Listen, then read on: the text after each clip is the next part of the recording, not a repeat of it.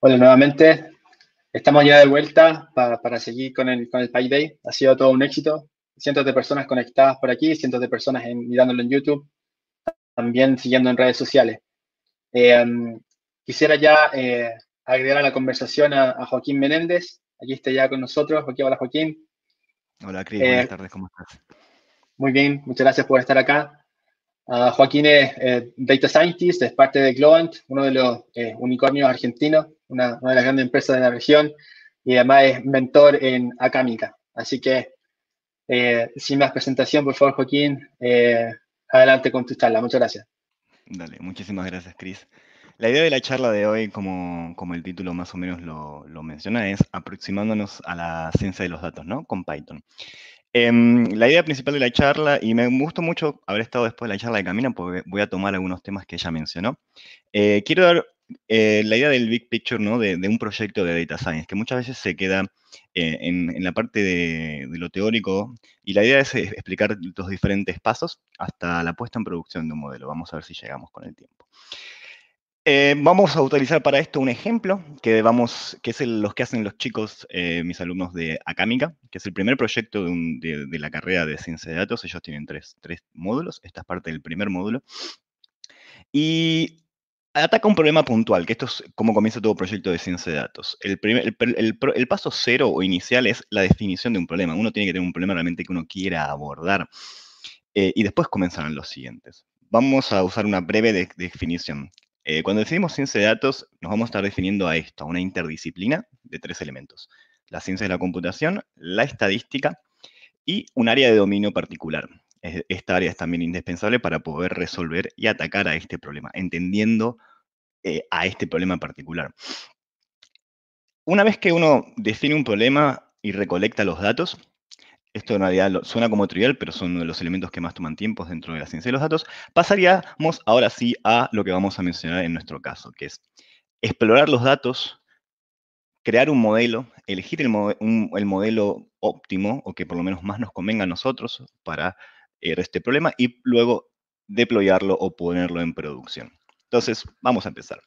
Nosotros vamos a comenzar con lo que es el análisis exploratorio de los datos. Nosotros estaremos usando un dataset que es de propiedades de la página de Properati, que es una inmobiliaria. Esto va a ser datos completamente de la República Argentina, más principalmente de la provincia de Buenos Aires y la ciudad autónoma de Buenos Aires. Así que voy a mencionar barrios o cosas que por ahí no les suenen a todos, pero bueno, les pido disculpas por eso. Entonces, el análisis exploratorio de los datos es el primer paso. En realidad, ya lo vimos, es el tercero en realidad. Y la idea principal es poder describir, resumir todos estos datos que tenemos para poder tomar un breve insight y estar ya alertados de nuestros datos, de las posibles limitaciones que tengan nuestros datos, las formas, las distribuciones de las variables con las cuales vamos a estar trabajando. Podemos así evaluar si estos datos están listos para poder ingresarse a un modelo o no, y tendremos que hacer la tarea que nos ocupa casi todo el tiempo a los data scientists, que es el preprocesamiento. Entonces, nosotros vamos a utilizar principalmente, solo vamos a utilizar Python para realizar esto. Las principales librerías que vamos a usar son Pandas y Scikit-learn para lo que es la manipulación de los datos y la creación de los modelos. Y por último, Matplotlib y Seaborn para lo que sería la visualización. Pandas es el código por ahí se va a ver pequeño, lo importante es que vayamos entendiendo la idea. Esto va a estar todo disponible en GitHub. Pandas nos permite entonces leer un conjunto de datos o un dataset y establecerlo en un formato que se llama data frame. Nos permite entonces, bajo comandos sencillos, poder tener una gran primera idea de nuestros datos. En este caso vemos que tenemos aproximadamente 146.000 filas y 19 columnas, con los diferentes tipos de datos, los valores nulos en nuestras columnas y los tipos de datos. ¿Por qué empezamos por esto? Porque entender el tamaño de nuestro dataset y los tipos de datos es fundamental para poder realizar todos los siguientes pasos. Por ejemplo, nosotros tenemos fechas y, por ejemplo, habitaciones, pero cuando vemos los tipos de datos vemos que las fechas no tienen formato de timestamp, y los baños, si bien 1.0 y 2.0 es correcto, no entendemos por qué deberían ser float. Preferiríamos tener un valor como íntegro. Entonces, siempre el primer paso que nos vamos a tomar tiempo es analizar si los tipos de datos tienen sentido y en base a eso transformarlos para que así lo sean. Y si vemos que hay problemas, intentar ver qué es lo que está pasando que no los podemos obtener en esos valores. Una vez que realizamos esto, lo que hacemos es como una foto muy rápida de valores descriptivos. Pandas nos permite con la opción de Scribe tener una serie de valores de estadística descriptiva de nuestras variables cuantitativas. No así las categóricas, que eso dependeremos y lo veremos más adelante. Entonces, ya a simple vista tenemos todos nuestros datos. Yo no sé si ustedes lo pueden ver bien, pero este dataset es interesante. Hay casos, por ejemplo, como superficie cubierta o superficie total de 10 metros cuadrados, que es demasiado poco, hasta casos extremos de 1 millón, casi 2 millones de metros cuadrados. Entonces, uno puede observar a simple vista que si bien los datos son coherentes, hay algunos datos que parecen ser bastante anómalos o peculiares. Y vamos a tener esto en cuenta para los siguientes pasos, para cuando visualicemos nuestros datos, ir a buscar estos. Otro de los pasos que necesitamos saber es los valores nulos. Generalmente, cuando trabajamos con datos, muchos de los modelos de Machine Learning no van a poder soportar valores nulos. Entonces, es nuestra idea, es nuestro deber, por decirlo de una manera, saber qué porcentaje de valores nulos tienen nuestras variables, en orden para ver si podemos usar esas variables para ingresarlas en nuestros modelos y cómo vamos a lidiar con estos valores faltantes. Esto lo vamos a ver más adelante. Pero bueno, una vez que ya tenemos esta big picture de cómo vienen los datos, lo que queremos empezar es a graficar, porque si bien una tabla es muy útil, un gráfico dice 1000 palabras, ¿no? Entonces, podemos ver que si ploteamos las propiedades, vemos que las principales propiedades son departamento, casa y pH, que es propiedad horizontal en Argentina, mientras que los restantes son medio despreciables. Por lo cual, no sé si valdría la pena hacer un modelo que intente predecir valores, que ese es nuestro problema, que es lo que queremos hacer eh, para estos otros tipos de variables. Así que lo vamos teniendo en cuenta. Y así seguimos explorando los distintos gráficos y las diferentes variables. Podemos ver la zona donde están ubicadas las propiedades. Vemos que la capital federal de Argentina es la que contiene la mayor cantidad de propiedades, mientras que el restante de lo que es las zonas de la provincia de Buenos Aires tiene muchas menores propiedades. Al mismo tiempo nos interesa también ir más micro, a lo que sería barrios, por ejemplo, y observar, ¿no? A ver cómo se están distribuidos estos datos. Vemos que los primeros 6 valores, 5 responden a la capital federal, es decir, casi la mayoría de los datos y barrios vienen de la capital federal, seguido por Tigre, que es de la zona norte de Argentina. Pero entonces esto nos da una breve idea de cómo están distribuidos nuestros datos. Evidentemente, Properati ya tiene un sesgo en sí mismo, que es una página bastante popular, pero es mucho más popular para lo que serían las publicaciones dentro de la provincia de Buenos Aires, y probablemente para un rango de precios determinados. Esto es algo que tenemos que tener en cuenta. Entonces, ¿qué vamos a hacer? Ya sabemos que tenemos cierta asimetría de los datos, pero cuando queremos observar, por ejemplo, la superficie total, la superficie cubierta y los precios, con un análisis descriptivos sencillos como un boxplot, observamos que los gráficos son en sí bastante feos. ¿Por qué se debe? Porque tenemos una cantidad de outlier que es bastante grande. Hay valores que son muy anómalos. Por ejemplo, tenemos un departamento que tiene casi 120.000 metros cuadrados, lo cual no parecería ser correcto. De la misma manera con los precios, hay uno que son más de 32 millones de dólares, que podría ser posible, pero igual es muy anómalo. Entonces, una posible solución es filtrar, y filtraremos los outliers, tanto de valores mínimos como máximos para estos valores, para quedarnos con el 95% de nuestros datos. Y ahora vemos que podemos realmente ahora tener una mejor descripción de nuestros datos para poder realizar insight y entender si estos datos tienen o no sentido. Evidentemente parecería que lo tienen, porque por ejemplo, si vemos la superficie cubierta de las casas y las casas de campo, parecería que son bastante similares. Las casas y las casas de campo no tendrían que ser una más grande que la otra, pero sí su terreno o su propiedad. Y ahí es cuando vemos que cuando vemos la superficie, todas las casas de campo son mucho más grandes. Estos son sanity checks que nos permiten ver que nuestros datos tienen o no sentido. Otra medida que ahora esta es en realidad ver cómo interaccionan las variables entre sí, dado que nos interesa hacer un modelo, es una correlación. ¿Qué pasa en este caso? Vemos todas las features que nosotros tenemos contra todas las otras features. Por eso es una matriz de correlación y en la esquina es todo igual a 1. No, uno pensaría, ¿no? Y quiero remarcar en estos valores de aquí, que la superficie total y la superficie cubierta tiene una correlación con el precio. A mayor superficie, mayor precio. Pero vemos que los valores son muy bajos. Los únicos que parece que se están conservando son los dormitorios, los baños y las habitaciones.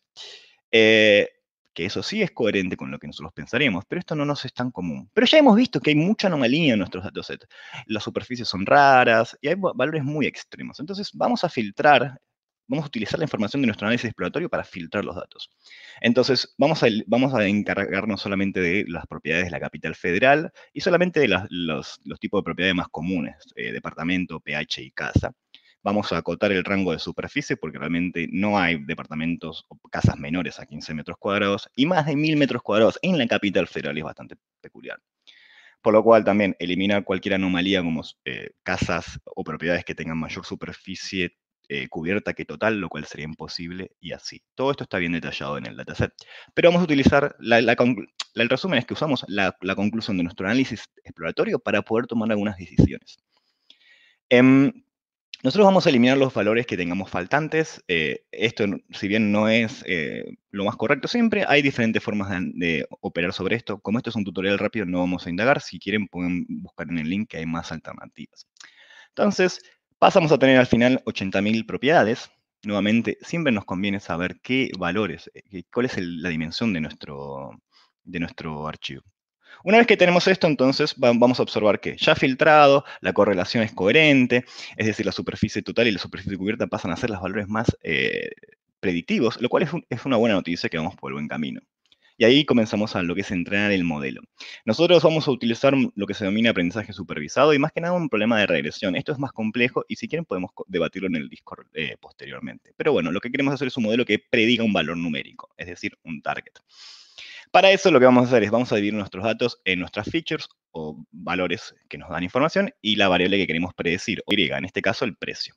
Vamos a dividir nuestros datos en dos, en datos de entrenamiento y datos de testeo. La idea principal en lo que son los modelos de Machine Learning es que entrenemos con datos y dejemos unos datos que no veamos para poder tener una idea más realista de cómo sería el comportamiento del modelo que entrenamos cuando lo pongamos en producción. Y en base a eso tomar decisiones sobre qué modelo es mejor que otros.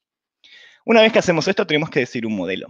En este caso vamos a ir con uno sencillo que se llama K-Nearest Neighbors, que lo que quiere decir en realidad es, si yo tengo vecinos cerca de un valor, el valor de este elemento va a ser más parecido a los que tenga cercanos. De otra manera, el valor de un dato que yo no conozco va a ser seguramente muy similar a los valores, a las propiedades que son muy similares a esa propiedad.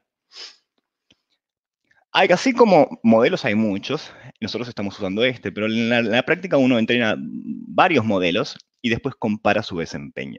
Los modelos al mismo tiempo tienen lo que se denomina hiperparámetros, los cuales tenemos que tunear. En este caso, nosotros vamos a usar uno solo, que es el número de vecinos, es decir, cuántos vecinos vamos a ir a buscar para ver nuestro valor. Y como vamos a observar, a medida que de mayor vecinos, el error, que es la métrica que nos interesa reducir, va a ir decreciendo. Nuevamente verán que la diferencia entre el entrenamiento y el testeo es más grande. Siempre tenemos más error para el testeo, lo cual es normal y esperable, debido a que estamos trabajando con datos que no hemos visto. Una vez que definimos entonces la configuración de nuestro modelo, elegimos un modelo, lo entrenamos, observamos cómo performa en este caso, al ser un problema de regresión, y decimos, bueno, si bien a veces cometemos errores, propiedades muy caras le ponemos un valor menor y a propiedades de menor valor les ponemos un valor mayor, podríamos decir que estamos conformes con nuestro modelo. Y entonces es el momento que pasamos a la producción. En este momento entrenamos con todos nuestros datos y en ese momento guardamos nuestro modelo.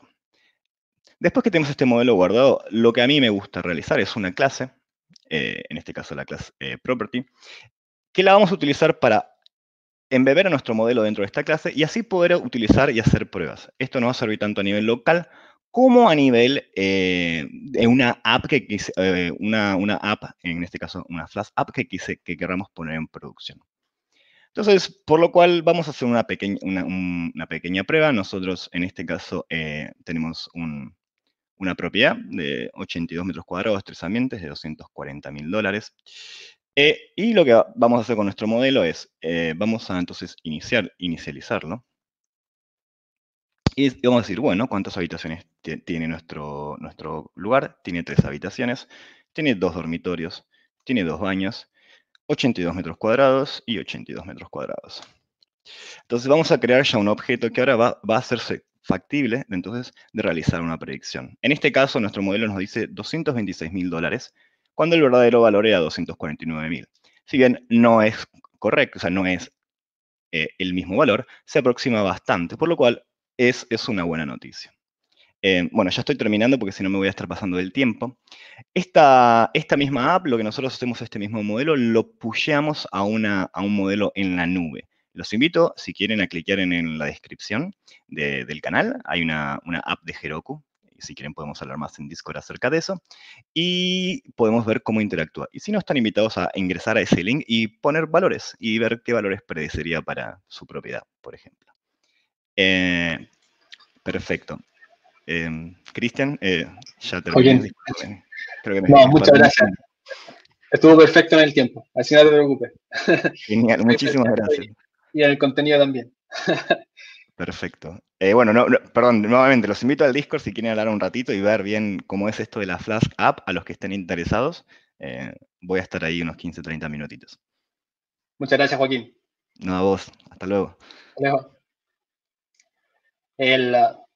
Seguimos con las charlas. Bueno, Joaquín ya lo mencionó, está en el Discord respondiendo sus preguntas. Además, tuvimos una demo en vivo, lo que siempre es bien temerario, pero estuvo muy bien ahí con Joaquín. Quisiéramos, ahora en un momento viene una charla bastante interesante que creo que puede también traer bastante interés en ustedes, que de Marco Muñoz, que se especializa en la captura de talento y en proveer de talento a las empresas más grandes de la región. Así que vamos a esperar un par de minutos y volvemos ya con Marco directamente. Muchas gracias.